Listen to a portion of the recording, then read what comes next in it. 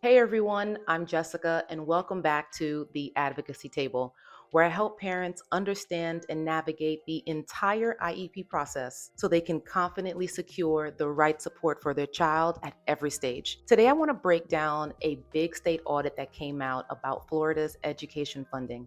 And if your child uses the Family Empowerment Scholarship for students with unique abilities, the FES scholarship, this affects you directly. If your child has an individualized education plan, IEP, or needs IEP level support because of a disability, this scholarship is designed for your family. So let's walk through what the state found and what this means for you. What the state found: the system was overwhelmed and couldn't keep up. Florida's scholarship program grew way faster than the state had planned for. And here's the important part: the state finalized education budget in March, before the school year and before they knew how many students would use the scholarships.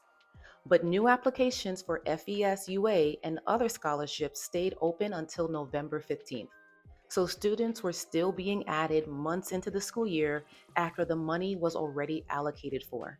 By the time October and November came around, the number of FES UA students was far beyond the original projections, and that created huge mismatch in fundings. Some kids even showed up in multiple places at once, such as public school, private school, homeschool, and receiving scholarship funds all at the same time. And once again, this is not because parents did anything wrong, but because the system simply could not keep up. So when the system doesn't know exactly where your child is, services don't follow either. Two, FES UA accounts had balances above the legal limit.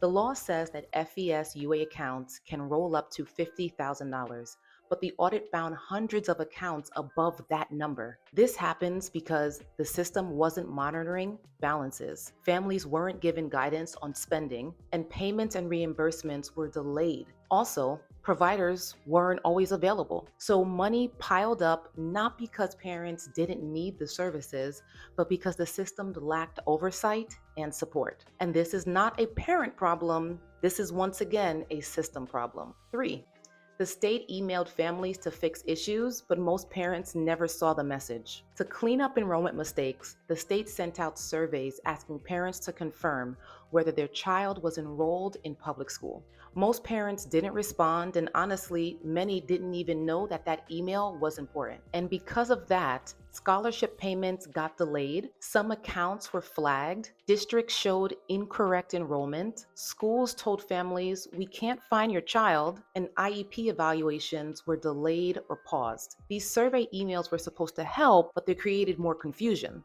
Section 2: how this affects your child. When the system can't keep track of your child, services get interrupted. And this looks like delayed IEP evaluations, incorrect withdrawal or enrollment codes, public schools saying your child isn't in their system, services not being scheduled on time, inconsistent communication between schools and Step Up, and none of this means you did anything wrong. Two, the different systems don't talk to each other. You've got public schools, private schools, homeschool records, Step Up for students, the Florida Department of Education, ESC tracking systems, and guess what? They're not syncing. So even if you do everything right, enrollment, withdrawal, paperwork, the system might still show the wrong information. And that's why parents keep hearing things like, "We show your child was withdrawn," or "We don't see them in our enrollment list," or "We can't start services until the state updates it." And this wasn't you, this was the system. Three, unused UA funds don't mean your child didn't need services. Many parents didn't know what they were allowed to buy, how to find approved providers, how to submit receipts, how to track expenses, how fast funds were supposed to be used. Many were contacting other parents to figure this out. This program gave money, but it didn't give direction, and that is where most families struggled the most. Section 3: the big fix recommended by the audit. Here's the most important part. The audit recommends creating a separate funding silo for scholarships like FES-UA. Right now, scholarship programs and public schools are funded from the same pot of money, the Florida Education Finance Program, or FEFP. So when scholarship enrollment goes up unexpectedly, public schools lose money, and that impacts ESE staffing, school therapists, evaluation timelines, service availability, class sizes, compensatory services. Putting scholarships in their own funding silo would mean public schools get stable funding, scholarship programs get their own stable funding, no mid year surprises, better tracking, fewer errors, more predictable services for children with disabilities. And this would be one of the biggest improvements for families using the UA scholarship.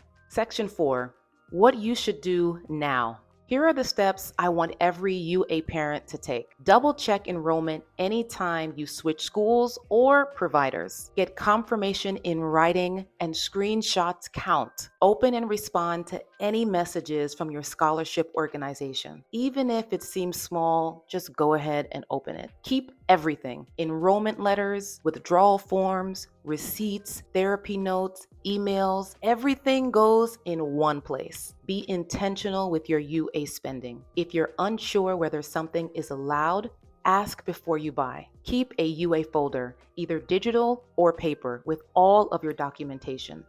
This protects you if the state ever flags your account. This audit confirms what parents of children with disabilities have felt for a long time.